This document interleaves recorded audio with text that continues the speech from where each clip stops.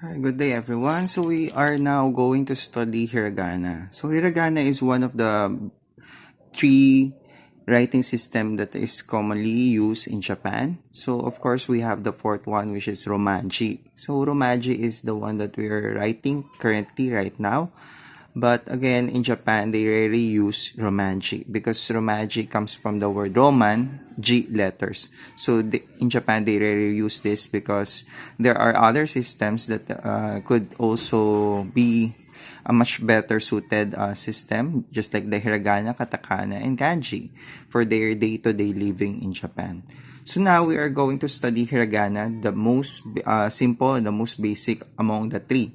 So Hiragana is the fundamental writing system in Japan because it is used normally for native Japanese words.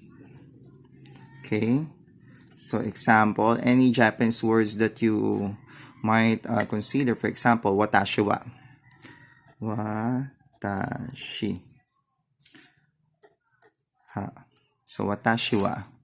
So watashi wa or I, watashi is I, wa is a particle. So another commonly used for hiragana is for the writing of particles. So particles, as you all know, as you are familiar with our lesson 1, it's the point in which grammar is based in a Japanese sentence construction. So example of our commonly used particle would be particle wa. Another particle will be particle mo, and other particles are going to introduce in lesson 4 would be particle ni. So you would also notice that particle wa is in the form of ha, not wa. So this is wa versus particle ha. Okay, so these are both so this one is the particle that we're using. Okay. Next, hiragana is also used in case that you forgot the character or Chinese character of the Japanese word. Example would be watashi. You can write hiragana instead. Or for those complex kanjis that are presented in mangas, so some of the reader might not be aware of that particular kanji. For example, the kanji of love.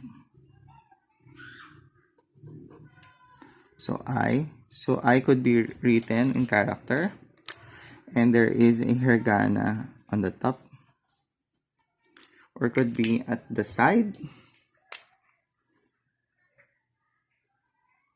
I, which means to say love.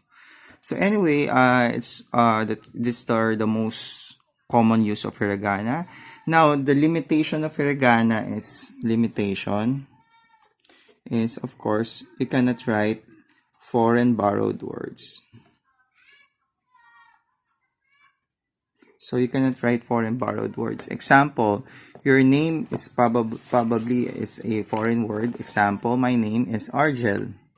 So I cannot write hiragana in Argel because there's no such way I could write the word Argel in hiragana, because most appropriately we will use katakana in this sense.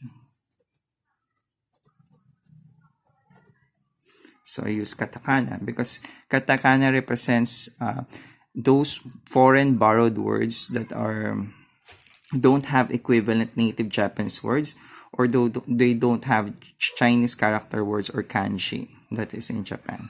So that's one major limitation. Of course, another thing would be of writing of brand names.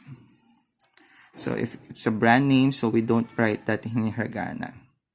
Okay, so that's it. So that's the introduction of hiragana. So now let's begin.